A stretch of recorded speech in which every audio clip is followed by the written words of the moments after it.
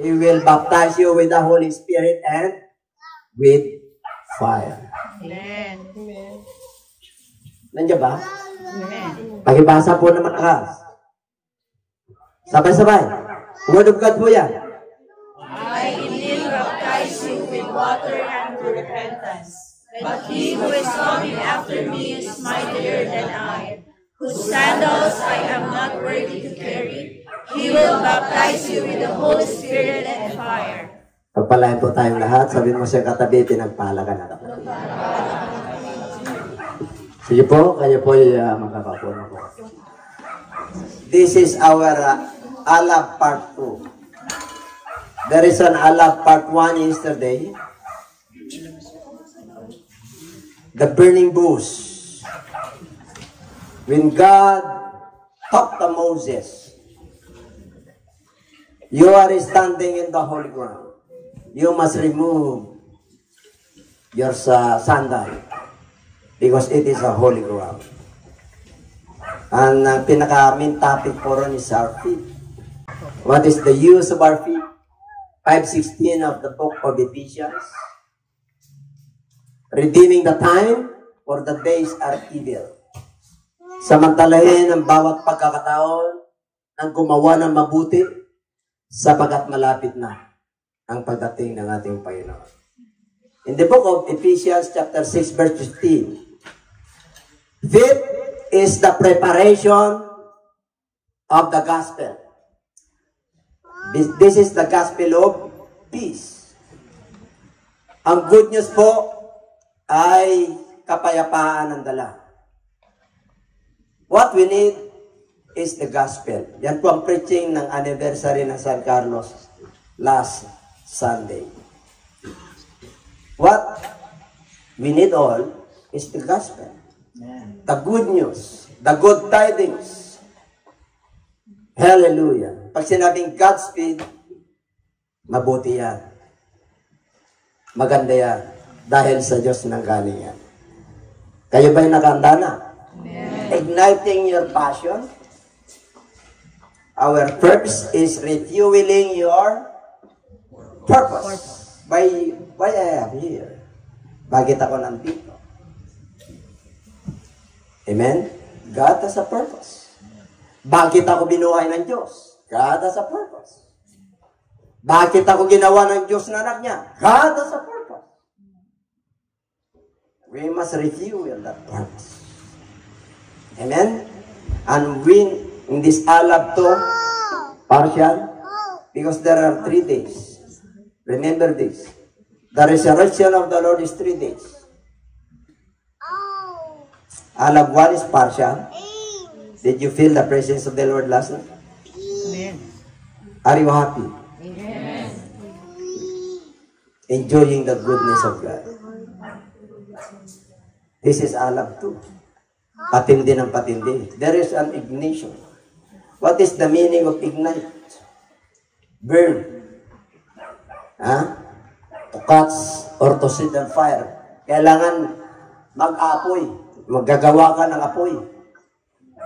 Kasi yung Holy Spirit, may apoy po yan. May alab po yan. May init pag nagpaparikit ka ng apoy. Ignition is a noun. Catching fire. Kailangan meron kang pamaypay. Kailangan meron kang hangin. Amen? Para lalong bumaga. Alam nyo ba ang wind? Okay. The requirements of the wind and the requirements of the Lord for ignition of passion. Para may passion ka. That's passion. Compassion. May burden ka. Meron kang kabigatan sa mga kaluluwa. Sapagkat ang kaluluwa ay breath of God. Hininga ng Diyos yan. Kaya may buhay po tayo. Genesis chapter 2. And God breathed His nostril and He became a living soul. Kaya buhay ka. Sabihin mo siya katabi mo. Buhay ka. Oo. We must value our life, brethren. The life now on earth is in walang value, no value. It's like a life of an animal. Amen? Pero sa harap ng Lord, you are value. You are very precious. You are jewels. You are a light. Nag-spark ka. Pag tumingin ng Diyos ngayon sa mundong ito, madilim. Pero tayo yung nakikita ng Lord. Let your light so shine to all men, that they may see the goodness of God and they glorify God. You don't need to speak anymore because God is with you. Kaya dito po, papag-aralan po natin. Ano ba yung mga sangkap? Requirements, criteria of the Lord, you must be born again. Pagka hindi ka spiritual na tao, di mo matatanggap ng banal na espiritu. John chapter 3, 1 up to 7 or 8. Kwento ko na lang sa inyo, si Nicodemus. Night, going to Jesus Christ. Ano? At sabi ng Lord, except a man be born again, he cannot see. Take note, he cannot see the kingdom of God. Ang sabi ni Nicodemus, malaki na ako, how can I enter again to my mother's womb? Won't I adult? Sabi ng Lord, except a man be born of water and of his spirit, he cannot enter. See and enter is different. Magkaiba po yan. Pag nabunagin ka lang, makikita mo lang. Pero pag nabautismo ka sa tubig at espiritu, makakapasok ka. Iba yung nakikita mo lang. Iba yung nakapasok ka. Ha? You want to enter into the kingdom of God? Oh, of course, yes. Ano ba ang kingdom of God? It's not flesh and blood. It cannot inherit the kingdom of God. Kaya sabi niya dyan, mga kapatid, if you want to ignite, set on fire and catch on fire, there is a wind. Kaya sabi niya sa 6, 7 to 8, i-click mo nga. 6, 7 to 8, pwede mo bang i-click? Hindi. Ang sabi ni dyan din. Continuation lang yan. Kasi wala yan nakat po yan. The wind blew it. Ang hangin, hindi alam kung saan ang gagaling. At naririnig mo yung there is a sound. Pero hindi mo alam kung saan pupunta. Likewise, ang sabi riyan, you cannot tell where it comes from and where it goes. So is everyone who is born of His Spirit is God. We are not born of flesh anymore. Tapos na po yung kapanganakan ng inyong yung mga parents po natin. That is the first birth. 14:1 of the book of Job. A man who is born by women is full of numbers and trouble. He is like a flower that faded away. But if you are born again, you see the kingdom of God and you can enter to the kingdom of God. Nakapasok na kayo. Nakapasok na kayo. Kasi napupuspos na kayo.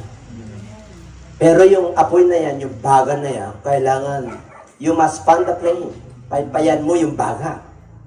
Para continuous. In the burning bush, hindi naubos yung baga.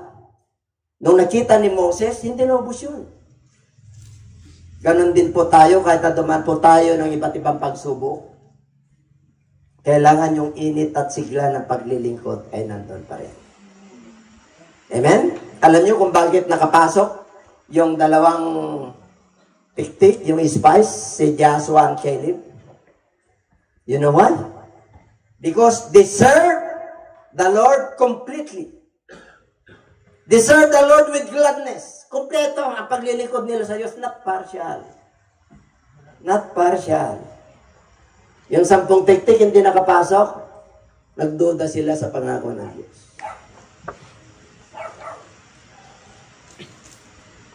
Kaya dito po, wind on the day of Pentecost. Ang sabi po ng Bible, They were all in one accord in one place. And suddenly there came a sound. There is a sound from heaven. And us of a rushing mighty wind. Mayroong ugong eh.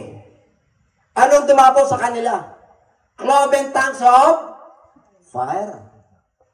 How I wish our neighborhood see a cloven tongues feeling it's every one of you tonight.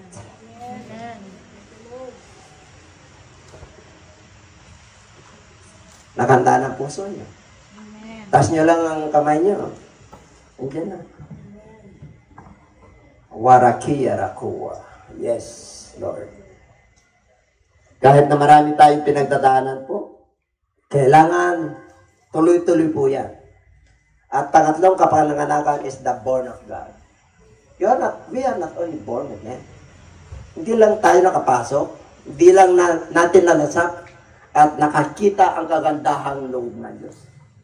Kailangan we must be born of God. Born of God, ipinanganak ka na ng Diyos. Iba yung ipinanganak ka na muli. Tatlong proseso ang kapanganakan po. If you want to become a matured Christian, what is the criteria of born again? Born of God. 1 John 4:17 and 18. My beloved, awit po yan. Ha? Let us love one another. For God is of love, and everyone is born of God. Ano sabi ni Jesus Christ? What is the foremost and the greatest commandment? Loving your God with all your soul. Number 3. Number 4. Boba. Yung loob natin ay bigyan ng Diyos. Yung mga iniwan nyo ba, hindi nyo inaalala ngayon? Samantalang ang pangangaral ng salita ng Diyos ay nandito. Nagdududa ba kayo sa kapangyarihan ng Diyos? Nagdududa ba kayo sa pagtawag ng Diyos sa inyo? Dahil dumadaan po kayo sa iba't ibang pagsubok? O kaya naman, binabago ng Lord yung ating pananaw sa buhay? Sinusunog niya yung ating makahinaan para maging kalakasan ng Diyos yan at magiging malakas tayo? God is a God of a consuming fire. Pag hindi tayo nakasunod sa Kanya, ikukonsume tayo. Kung wala tayong paggalang at takot sa Diyos, ikukonsume tayo. Ang kinukonsume ng Lord, yung mga bisyo, yung mga kasalanan. Amen po? Yan ang sinusunog niya. Kaya pasunog po tayo. Pero yung kaluluwa natin at yung health natin, hindi susunugin ng Diyos yan. Did you not know that your body is a temple of the living God? Glorify God in your body. This is a temple of the living God. God protected this temple. Protektado ka niyan. Kaya yung mga sakit na dumadapo dyan, tumitimbog lang. Balot ka ng kapangyarihan ng Diyos. Balot ka ng dugo ni Kristo. If God is in you, who can be against you? Nakedness, peril, sword, kaubaran, wars, famines, gutom. No one can separate us from God. So, number 3, you must be born of God. How? First, John chapter 5 verse 1. First, basahin natin. First John chapter 5 verse 1. You must know that Christ is the Lord. Pag sinabi, you must know that Christ is the Lord, He is the anointed. He is the Son of the living God. Dapat kilala mo yan. Dapat nangungusap sa iyo yan, binabago ka niya.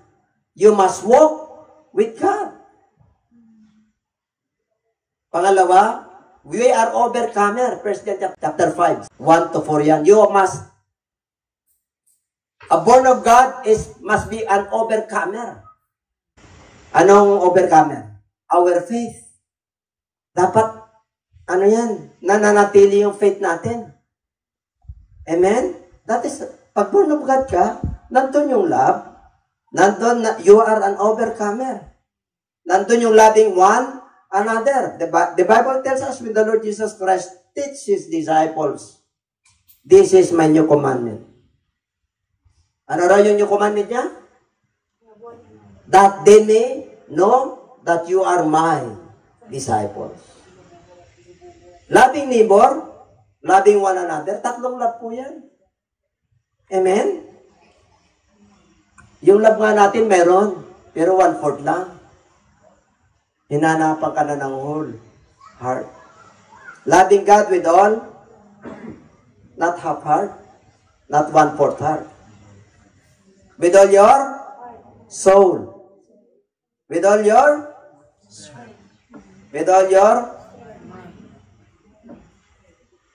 yung iba nag-alala na.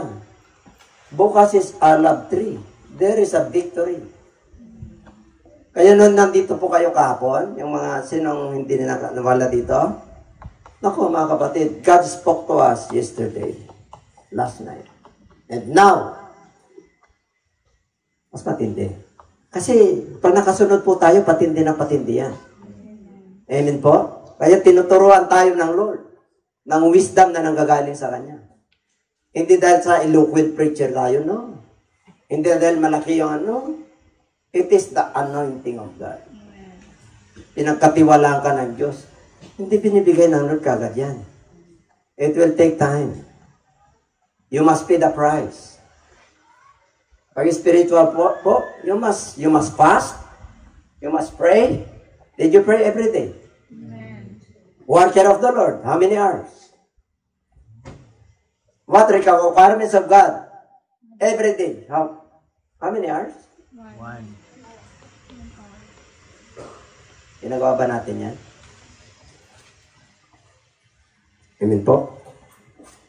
Baka pa. Kaya, kung gusto mo na ignite talaga, yung burden mo sa soul, ang tingin mo sa mundong ito, mga kaluluwa. Hindi yung hirap. Hindi yung gulo.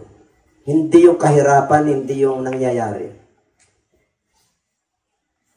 Pag binigyan ka ng Lord ng kalooban na gano'n, no, you must lift up your heads towards heaven.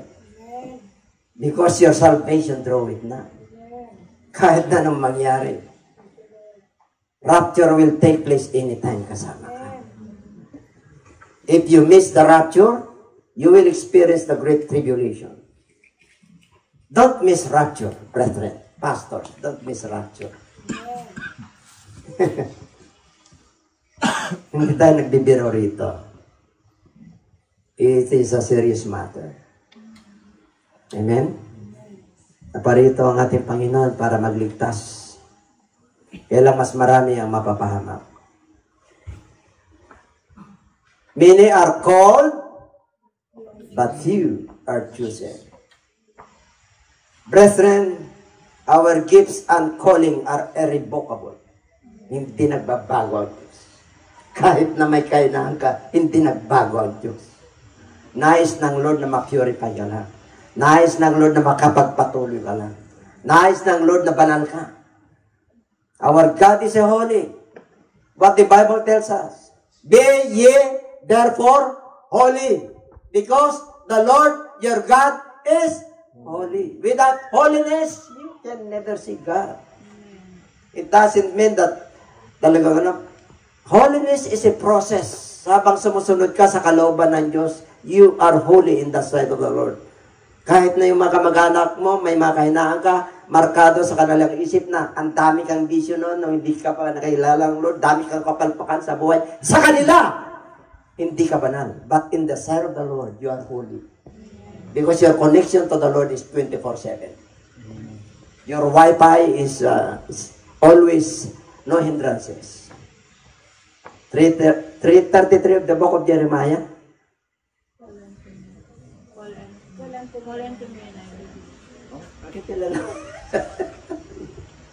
That is our hotline. If you have connection to God, oh, hallelujah, I am in danger, Lord. Help me. In Jesus' name. Tapos na. Pasok ka agad sa throne of God. Yung pagtawag mo sa Kanya. Amen? Okay. The wind. Okay. At overcomer, faith ang kailangan po dyan. Number 4 na po tayo. Bilis, ano? Kasi marurunod, magagaling na kayo. Tagal na kayo sa iglesia.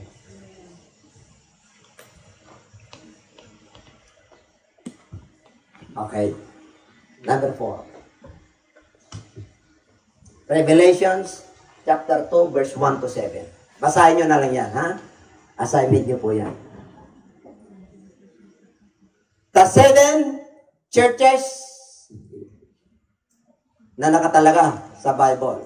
These are the Gentiles churches. Gentiles po yan. The coastal and Turkey sa modern days natin, Turkey po yan. Naglayag po dyan si Pablo from Jerusalem going to Europe hanggang Athens po. Amen po? At nakarating po dyan. There are 7 churches. Hindi natin papag-aralan yan because ito yan. Papag-aralan lang natin yung number 1 and number 7. Kasi our God is Alpha and Omega. Amen po? Okay. What is the characteristic of the Ephesus church? Ito yan. Ephesian church. The Ephesus, Iglesia ng Ephesus. Number 2 is the, wala dyan, Sardis or Smyrna. Number 3 is Pergamum. Number 4 is Sardis. And Thyatira. Number 6 is Philadelphia. And number 7 is Laodicea. Papag-aralan natin ng Church of Ephesus and Church of Laodicea. What is the characteristic of the Church of Ephesus? Tingnan natin. Pag nagsasalita ang ating Panginoon, there are 7 spirits. Ang sabi lagi ng Lord, yung mga may patinig, those who have ear, let them hear. Sinabi niya yan sa 7 churches. Kasi marami pong mga mananampalataya na hindi nila ganong naririnig o bingi po sila sa salita ng Diyos. Hindi man bingi, they were focusing in those words. Nakapokus po sila sa mundong ito. Amen? Kaya napakahalaga po yung pandinig. Kaya sabi po riyan, okay, ito ng characteristic niya. Angel. Okay, right. Sulat mo to. Yung mga bagay na bitong bituin yan. Nasa right hand yan. At yung mga lumalakad sa gitna ng candlestick. Yung, ano yung candlestick? Sa King James? Lampara? Candelario. Ilawan. You are the light of this world. Nung ikaw ay naging born again, ilaw ka. You are the walking Bible. Ikaw ang inasahan ng ating Panginoon. Kaya tayo po, pag mabait ka, ang akala ng iba, alam ka, anong katangian na mabait? Mananampalataya ka sa world na ito. Kasi nakakaya mong maging matuwid sa harapan ng Diyos. Kaya yung mga tao sa mundong ito, ang expectation nila sa mga mananampalataya ay matuwid. They expect us to be righteous. Tapos sa iyong sarili, hindi. Are you righteous? Are you holy?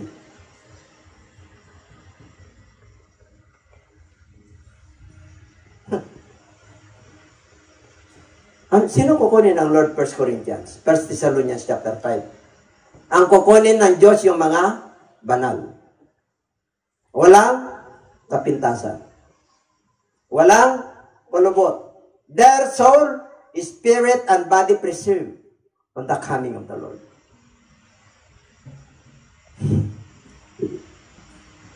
Sa standard po natin, sa sarili natin, hindi tayo makakapasok. Pero pag nakita ng Lord yung puso mo, yung paglilingkod mo, banal talaga. Walang kaduda-duda yung pananampalataya. At hindi ka naman, ginagampanan mo naman, tapat ka naman kay Lord. Yung measurement na Lord, binibigay mo naman. Yung talent mo kay Lord, binibigay mo naman. There are 3 T's: time, talent, and treasure. Binibigyan mo naman kay Lord eh. Sabihin mo siya katabi, sunod lang sis. Oo. Sabi ng Lord, be ye therefore, ano yung ganap? Righteous. Because I am righteous. Mula ngayon, righteous ka na. Sabihin mo siya katabi. Oh, hindi ka naman nagsusugal. Hindi ka naman gumagawa ng kasalanan. Hindi ka naman sumasamba sa Diyos-Diyosan. Sinusunod mo naman ang panuntunan ng Diyos. Sinusunod mo naman ang iyong magulang. Paminsan-minsan nga lang, pasaway tayo. Natural lamang po yun. Pero sumunod ka pa rin kahit na masakit. Kahit na nire-review ka. Tingnan mo, nire-review ang Church of Ephesus. What is the recommendation of the Lord to them? What are the solutions? There are recommendations. Tingnan natin. Ano raw? Kilala kita. Yung ginagawa mo, kilala tayo na. Kitang-kita tayo. Yung mapuso at isip natin, kung nandito, alam ng Diyos yan. Diyos siya. I know your works. Alam ko ang iyong pagpapagal. Alam ko ang iyong pagtitiis. That you cannot bear those who are evil. Diba? Hindi mo nga kayang, pasanin yung mga gumagawa ng masama eh. Nababurden ka. Sana, maging kagaya ko po. Makakilala sa Lord. Dati ganyan din ang ginagawa ko. And you have tested those who say the apostles and are not, and have found them liars. Diba? Ako'y manggagawa ng Lord. Fivefold ministry, apostles, prophets, teachers, evangelists, and pastors. Ako yun! I am one of them. Pero sabi ng Lord,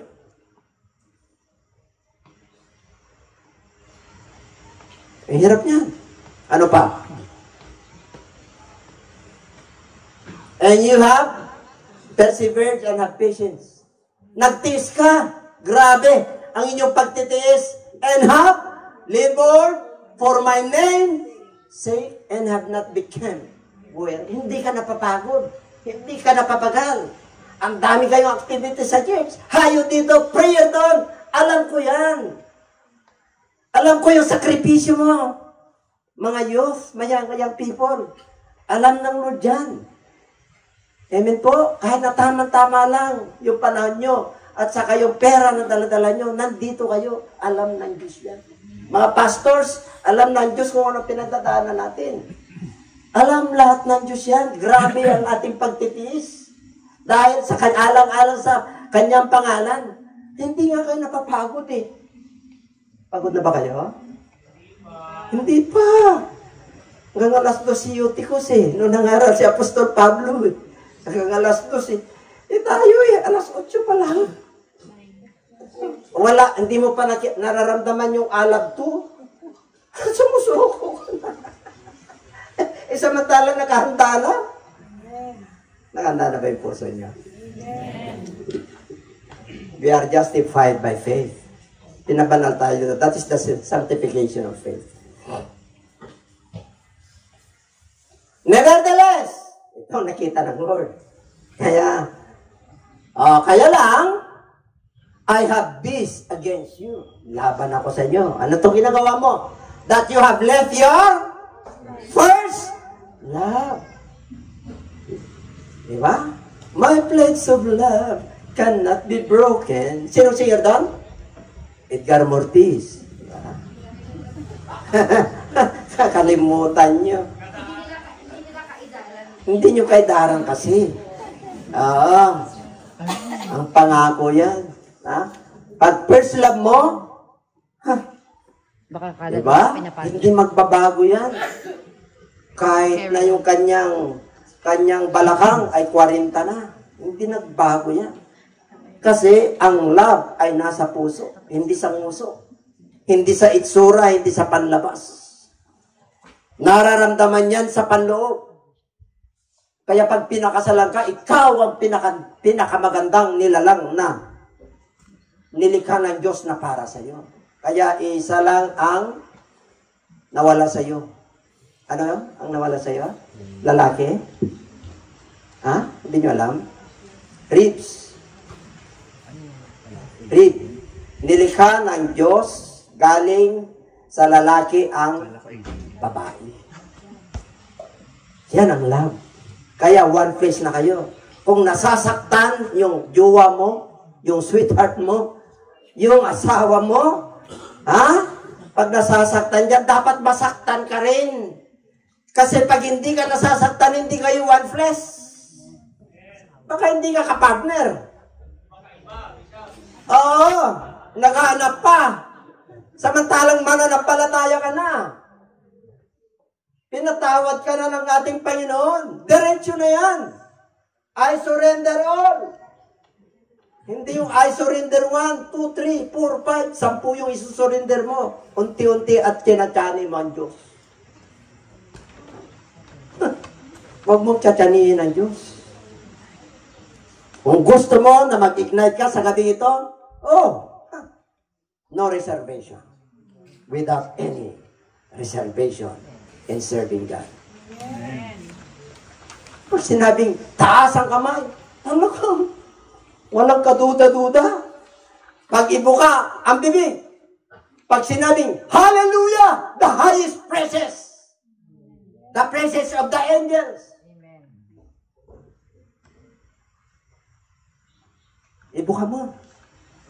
I will pour out my spirit upon all flesh. Joel chapter 2 verse 20.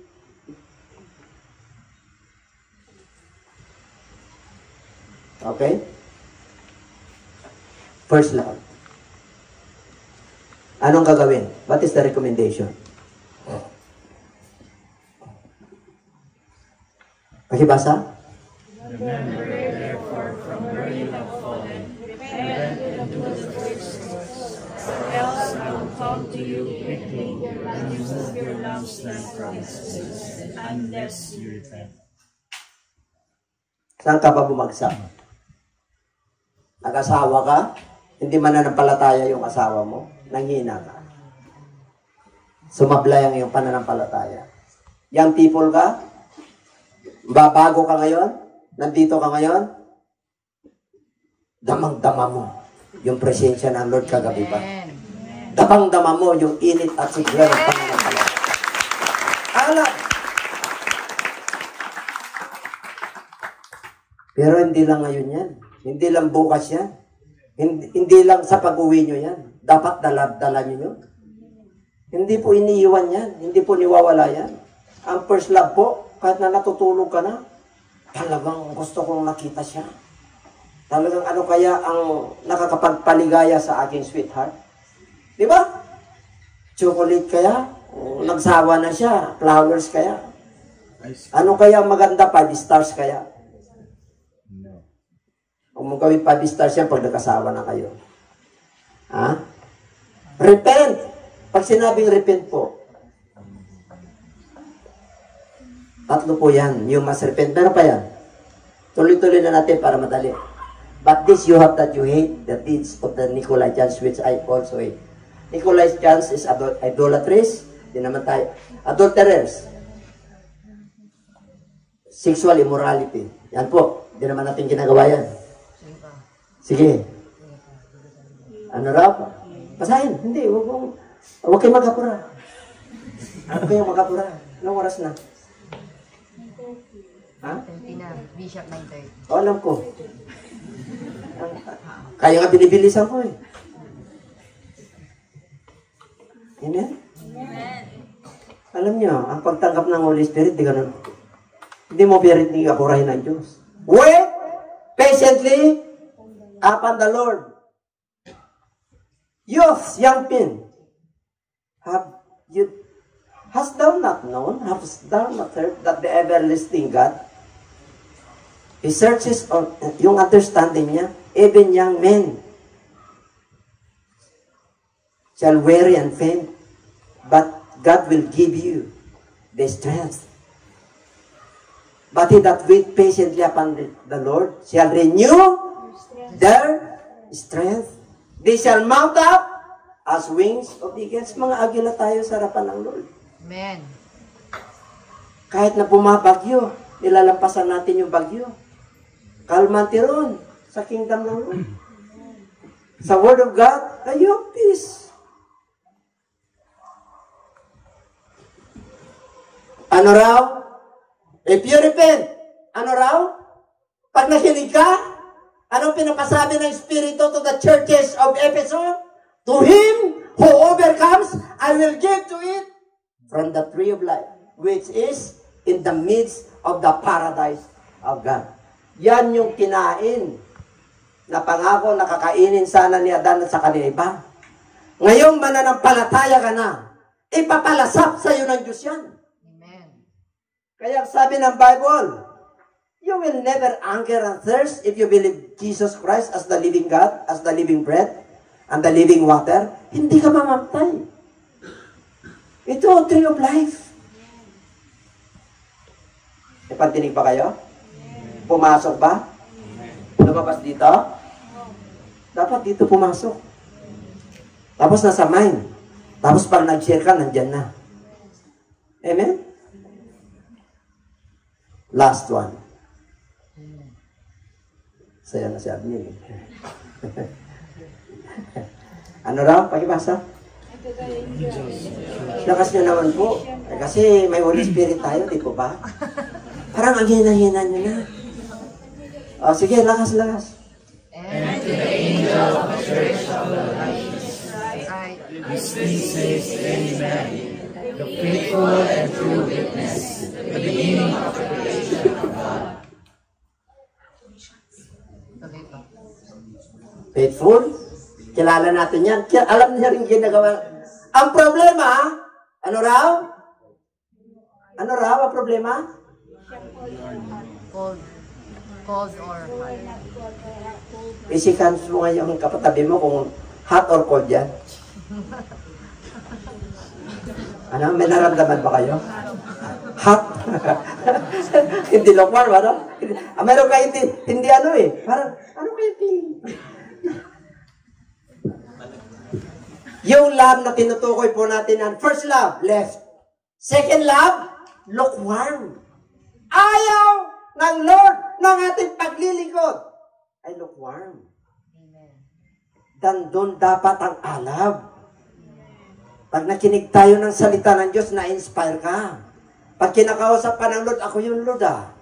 Hindi naman alam ni Bishop ang buhay ko eh. Tanggapin mo. Kailangan lang po acceptance. Amen. Amen? Ngiti na. May recommendation ng Lord dito eh. Tingnan nyo, ang solution. Laging may solution ng Diyos. Diyan ang maganda ng Diyos eh. Ha? Laging may solution, laging may blessing. Tingnan nyo.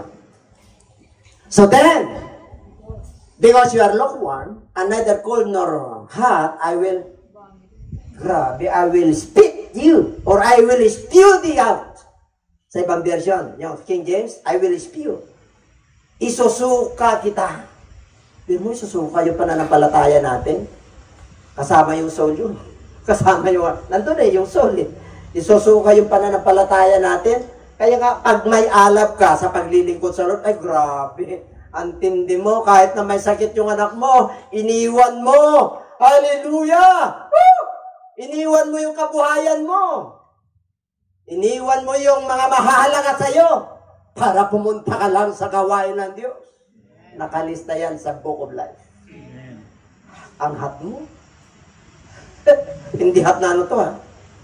Sexual immorality, hindi po. Yung hot na sex, hindi yun. Hot ng paglilingkod. Amen? Oo. Biro mo, grabe. Pag nakita tayo ng Lord, naramdaman yung ating pagsambat, pagpuri, grabe. Alam niyo ba yung usok? Pumapailan lang yan. Sinisinghot ng Lord yan. Nung nag-alay si Cain at saka si Abel, alam ni Abel at saka ni Cain, nakita nila nung nag-alay sila. Pumailan lang yung alay nila kay Lord eh. Ni Abel, kaya nainggit yung isa eh. Pinatay niya kasarili niyang kapatid. Tayo, mga alipin ng Diyos, huwag tayong magkagatan. Kung kinakausap ka ng Diyos, katapat lang. Lahat tayo tapat. Nire-rebuke tayo ng Lord eh. Yun nga, you live your first love. Anong gagawin mo? Repent. You must remember and you must revive. Amen. Praise Praise the Lord. Bubuhayin ka muli ng Diyos. Sa mga kahinaan mo, sa makakapalpakan natin sa buhay. All of us have weaknesses. Be ye therefore perfect because your Father in heaven is perfect. We are going to perfection. As we obey and as we walk with God. Hallelujah. Your faith, yung sight mo, di ba? Hindi ka tumitingin sa panlabas, but you walk by faith. Yung lakad natin, by faith yan. Pati yung pagpunta natin, by faith. Pati yung mga expenses dito, by faith. Bayad na. Oh, hindi ako nagreklamo. Panginoon! Hindi ako ganun. Nagpasalamat ako dahil yung alabuan, naramdaman ko ang kapangyarihan ng Diyos. Mapabura lahat yung mga problema natin na negatives. Amen. Our God is always a yes, God. Ayaw ng Lord na lukewarm. Gusto mo bang isuka ka ng Diyos? Pag dumating? Ay, rapture. Ay, hindi ka kasama sa rapture. Oh, because you say, I am rich. Mayaman ako. Sa mundong ito, nakapokus yung isip ko sa mundong ito. Ang dami akong kaibigan. Ang gaganda ng gadgets ko. Ang ganda ng forma ko. Gwapo to! Tingnan mo, sabi ng Lord. Tingnan ko kung gwapo tayo, ha? Rich ako! Mayaman ako! Wala na akong pangangailangan ng iba. And do not know that you are rich. Anong pagkakaiba ng rich at saka rich? Miserable ka! Basahan ka sa harapan ko! Kasi, ipinagpalit mo ako sa yaman sa mundong ito. You are a believer, you are born again. You must be born of God. Para magpatuloy ka into maturity. We must live the principles and the elementary course of our faith. Poor, blind, and naked. Sa harapan ng Lord, yung mga hindi sumusunod sa Kanya, they were blind. Akala nila, totoo, yung Kanya tinatahak. Akala niya liwanag, kasi may word of God na. No, sir. No, ma'am. Best friend. If our heart is right, we are righteous na. In the sight of the Lord. Ibalik kahit anong sabihin nila, basta, banal ka sa harapan ng Lord. Amen. Baka basta yung ginagawa mo, nalulungkot ang Lord. Kahit anong marka mo sa kanila. Lang po tayo, mayroon silang measurement sa iyo, pero yung measurement sa iyo ng Lord, you are righteous, you are holy, and you are perfect on His side. Kasi ginagampanan mo at sinusunod mo yung kanyang panuntunan.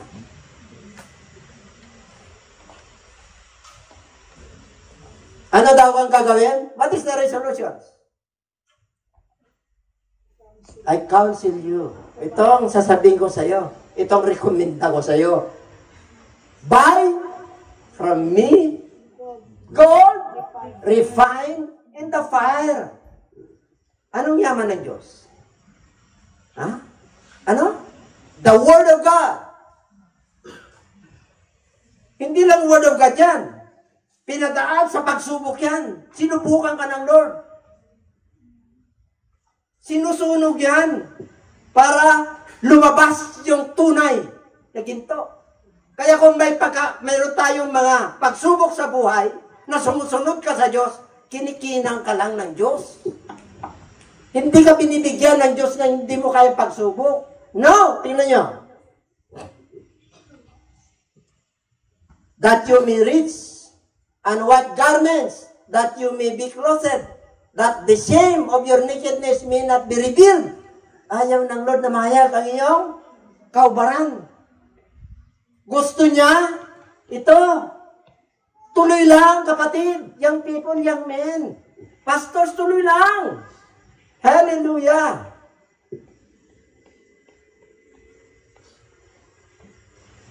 Diba? 12:1 ng Book of Hebrew, there are clouds of witnesses. Inihintay natin yung Diyos. The great appearing of our Savior. Titus 2:13. Yun yung pag-asa po natin. Sabi niya mga kapatid, and anoint your eyes with eye salve that you may see. Meron pa ba? As many as I love, pakibasa?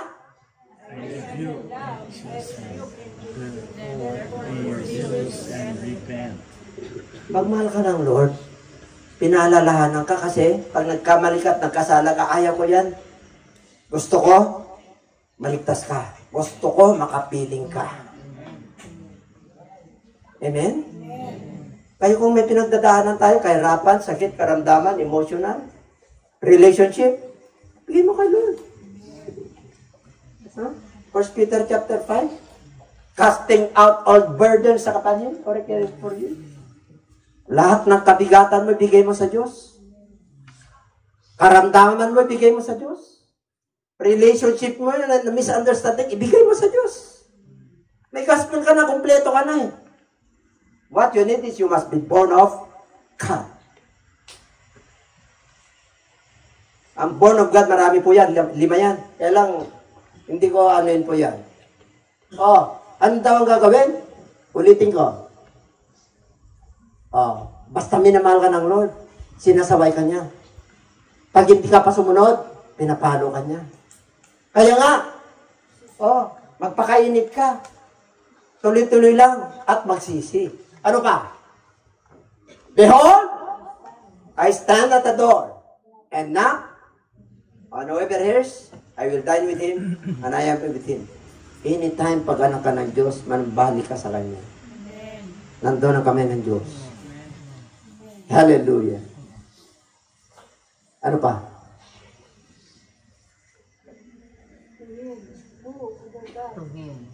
Sige na. Kasi ito na yung victory. Pakilakas.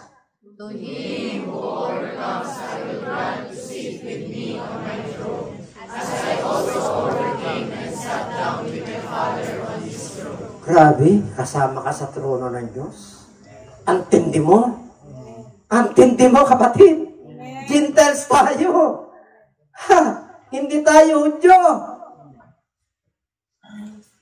Kaya yung paglilingkod po natin, ayusin na po natin. Yung relationship po natin sa Diyos, ayusin natin. Yung relationship natin sa kapwa natin, ayusin natin. Yung relationship natin, one another, ayusin po natin. Shall we stand, please?